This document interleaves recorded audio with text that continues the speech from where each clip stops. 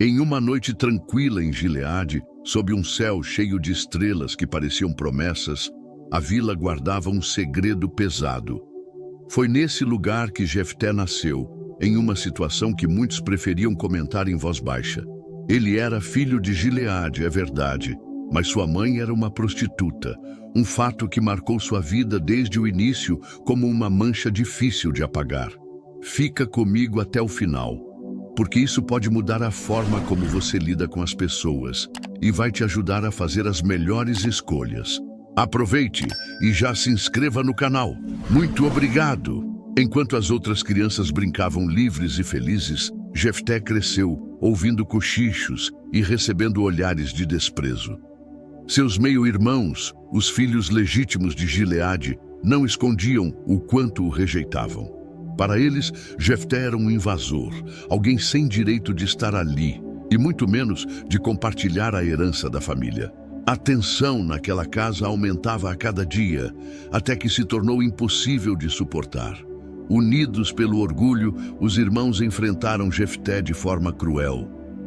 "Você não é um de nós", disseram eles, com palavras que cortavam como facas. Não havia lugar para ele ali. E assim, como se fosse um fardo, Jefté foi expulso de casa, forçado a se virar sozinho e a deixar para trás a terra que também deveria ser sua. Se você se interessa por narrativas profundas, repletas de profecias e mistérios sobre os tempos finais, não deixe de conferir nosso material exclusivo. Acesse o conteúdo completo através do link disponível na descrição. O jovem partiu, levando consigo não só seus poucos pertences, mas também a imensa dor da rejeição e um futuro cheio de incertezas. Ele encontrou abrigo em Tobi, uma terra distante, onde sua origem não importava. Foi ali, entre outros rejeitados pela sociedade, que Jefté começou a encontrar seu lugar. Curiosamente, aqueles homens desprezados o viram como um líder, mesmo que o mundo tivesse lhe dado as costas. Mas Jefté mal podia imaginar que os planos de Deus são muito diferentes dos planos dos homens. Enquanto ele reconstruía sua vida em Tobi, uma grande ameaça crescia em Gileade, algo que faria seu passado e seu presente se encontrarem de uma maneira surpreendente. A vida em Tobi era dura, uma terra quase esquecida pelo tempo. Longe dos olhares julgadores de Gileade, Jefté se fortaleceu. Sem a sombra de seus irmãos ou o peso da rejeição, ele se abrigou entre os renegados. Homens que, como ele, tinham cicatrizes de uma sociedade que os descartou. Eram ladrões e mercenários, almas sem rumo, mas algo em Jefté os atraiu. Talvez sua força silenciosa ou seu jeito firme de enfrentar a vida. Aos poucos, eles se uniram a Jefté, que se tornou o líder natural daquele bando de rejeitados. Sua liderança não era baseada em gritos, mas em um carisma verdadeiro. Ele entendia a dor de ser deixado de lado e isso o conectava com todos eles. Para o mundo, eram homens perdidos, mas juntos eram fortes. A fama de Jefté começou a crescer. Ele não era mais o filho bastardo de Gileade, mas um líder respeitado e temido na região. A vida em Tobi, embora difícil, moldava o homem que Jefté estava destinado a ser. Enquanto isso acontecia, a paz em Gileade era apenas uma vaga lembrança. Os amonitas, um povo cruel e implacável, avançavam com uma força devastadora, destruindo tudo pelo caminho. Seus ataques eram uma declaração de poder, um aviso de que estavam decididos a conquistar a terra que sempre desejaram.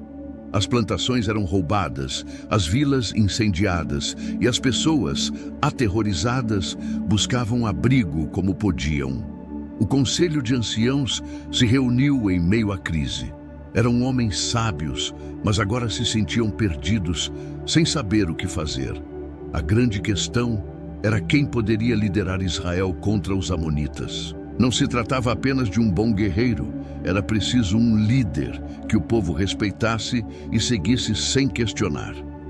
No meio dos debates, um nome surgiu, quase como um sussurro vergonhoso: Jefté. Ele estava longe, vivendo com os renegados em Tobi, mas sua fama como líder forte e corajoso já havia chegado a Gileade.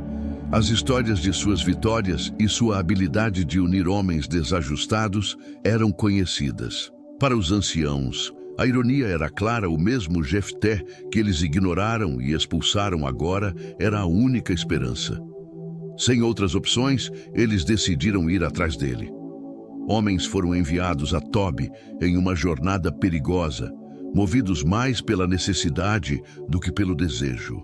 Ao encontrar Jefté, ele estava com seus homens, com a postura de um líder que conhece o valor da força.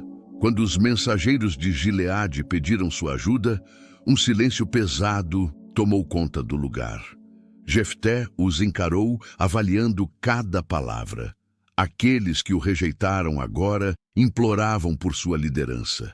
Jefté continuou parado, olhando firmemente para os anciãos de Gileade, com um olhar que parecia ler suas almas. A tensão no ar era tão forte que até o vento parecia ter parado para escutar.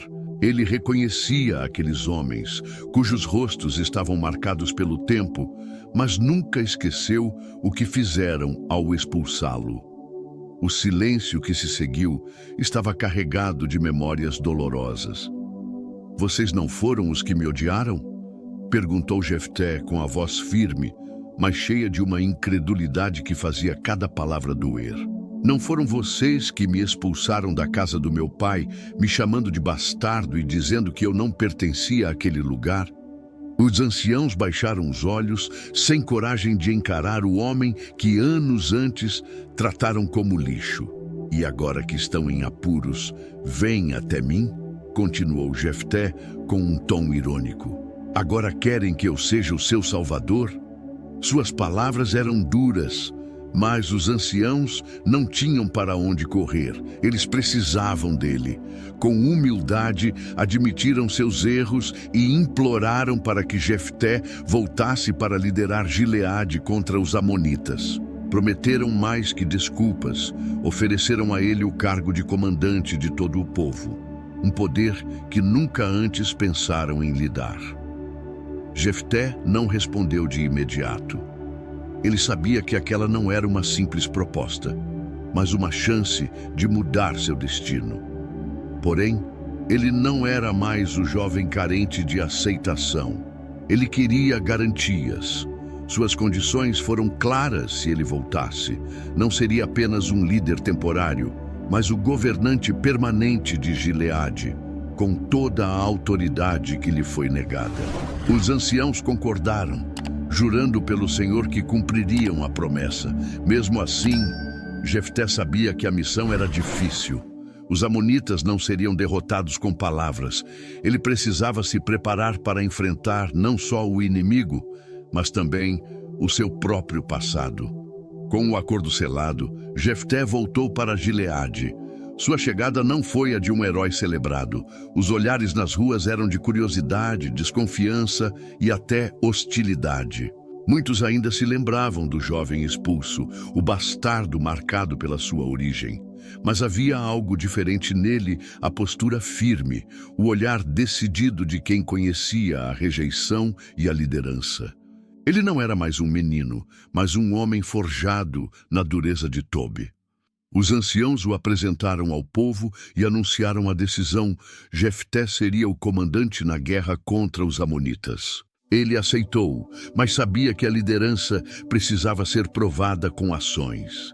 Antes de lutar, Jefté tentou a diplomacia, enviou mensageiros ao rei dos amonitas, buscando a paz.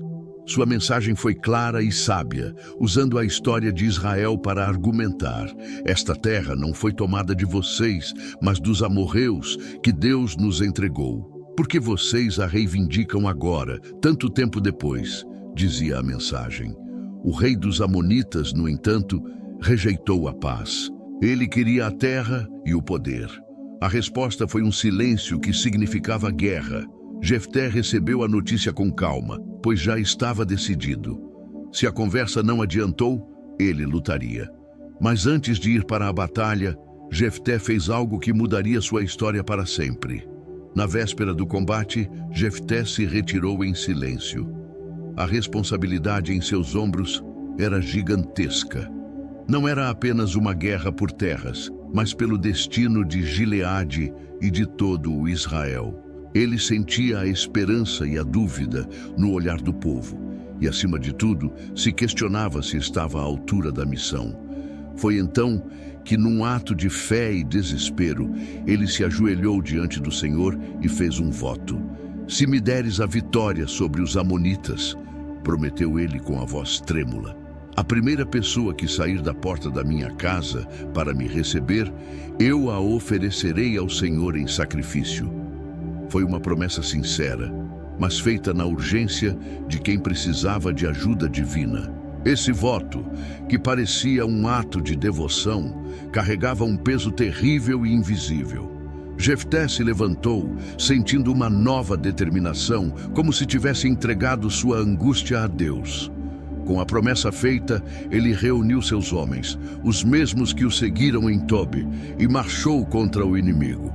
Os campos de batalha aguardavam, cheios de tensão. Os amonitas eram muitos e estavam confiantes, mas Jefté tinha algo, que eles não possuíam: a força do Senhor ao seu lado e a certeza de que estava cumprindo um propósito maior. O som das tropas ecoava e o coração de Jefté batia forte.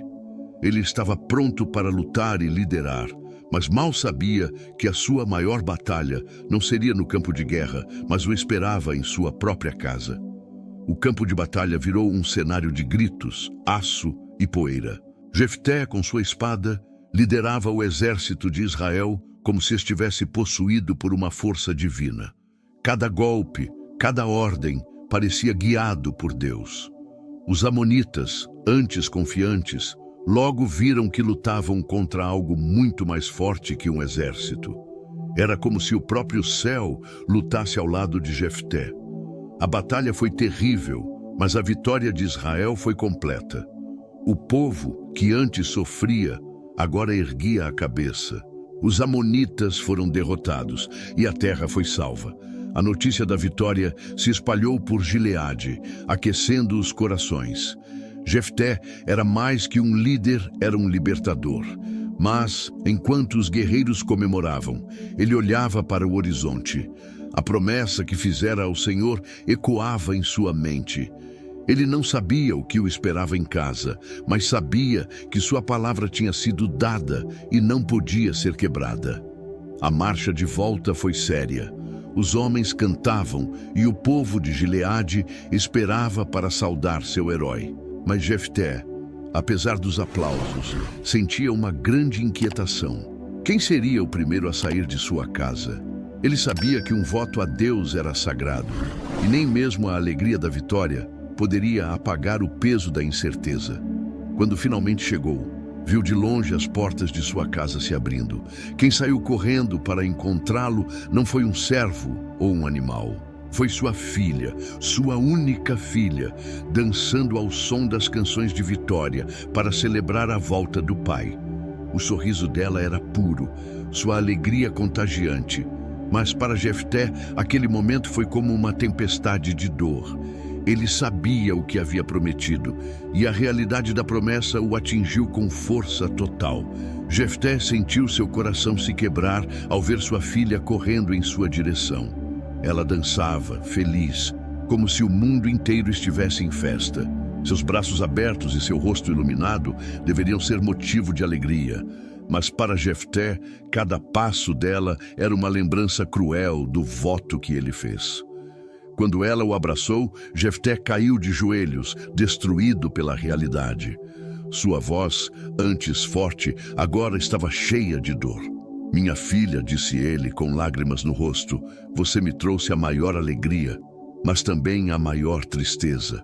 Fiz um voto ao Senhor e não posso voltar atrás." A menina, sem entender tudo, olhou para ele, preocupada. Quando a verdade foi dita, ela não gritou nem questionou. Sua expressão mudou, mas não para a revolta. Parecia que ela também entendia a seriedade de uma promessa a Deus. Afinal, ela era filha de Jefté, um homem de fé e honra. Pai, respondeu ela com uma calma impressionante, se você fez um voto ao Senhor, cumpra. Mas me dê 2 meses para ir às montanhas com minhas amigas e lamentar por nunca poder me casar. Havia uma pureza em suas palavras, uma aceitação que feria mais que qualquer espada. Jefté concordou. Por 2 meses, ela andou pelas montanhas, lamentando não só a vida que não teria, mas também o peso que seu pai carregava. Cada dia era uma despedida. Quando o tempo acabou, ela voltou, pronta para cumprir o destino que o voto de seu pai havia selado. Quando Jefté cumpriu seu voto ao Senhor, um silêncio de luto tomou conta de Gileade. A dor em seu peito era esmagadora. A vitória contra os amonitas existia, mas ninguém a celebrava como antes. A história do sacrifício se espalhou entre o povo, contada em sussurros cheios de tristeza. Embora ele tivesse cumprido sua promessa, não encontrou paz. Mas a tranquilidade em Gileade não durou. A tribo de Efraim, conhecida pelo seu orgulho, chegou cheia de raiva. Eles cruzaram o rio Jordão armados e furiosos. Por que não nos chamou para lutar contra os amonitas? Gritaram para Jefté. Vamos queimar sua casa com você dentro. As palavras eram cheias de orgulho ferido, mas Jefté as ouviu com uma calma assustadora. Era uma ironia cruel. Quando ele foi expulso e humilhado, Efraim não se importou. Agora, depois da vitória, eles vinham cobrar uma participação no sucesso. Jefté, que conhecia bem a rejeição, não se curvou. Vocês não vieram quando precisamos, respondeu ele, com a voz firme. Eu lutei porque não havia ninguém para nos salvar, e agora que o Senhor nos deu a vitória, vocês vêm reclamar? A discussão virou uma batalha sangrenta. Irmãos lutaram contra irmãos, e o orgulho manchou o solo com sangue. Jefté venceu de novo, mas cada vitória parecia mais pesada que a anterior. No fim, ele se tornou o líder que todos precisavam. Mas suas conquistas estavam marcadas por perdas imensas, e sua jornada ainda não havia acabado. Os dias de Jefté como líder de Israel foram silenciosos, sempre com a sombra dos acontecimentos passados. Ele governou por 6 anos, um tempo de paz externa, mas de profundas feridas internas. A guerra contra os amonitas e a briga com Efraim haviam acabado, mas o preço pago era visível em seu rosto e no peso de seus ombros. Embora fosse respeitado como libertador, Jefté nunca escapou da lembrança de seu sacrifício. Sua casa, antes um lugar de promessas, agora era um espaço de ecos e silêncio. O povo o reconhecia, mas ele sentia nos olhares mais compaixão do que admiração. Não havia festa em sua liderança, apenas a aceitação de seu destino. Mesmo assim, Jefté foi fiel ao seu papel. Era um juiz firme, guiado não pela ambição, mas por um forte senso de dever. O homem que foi rejeitado se tornou uma figura central na história de Israel. Um lembrete de que Deus escolhe líderes de formas que não entendemos.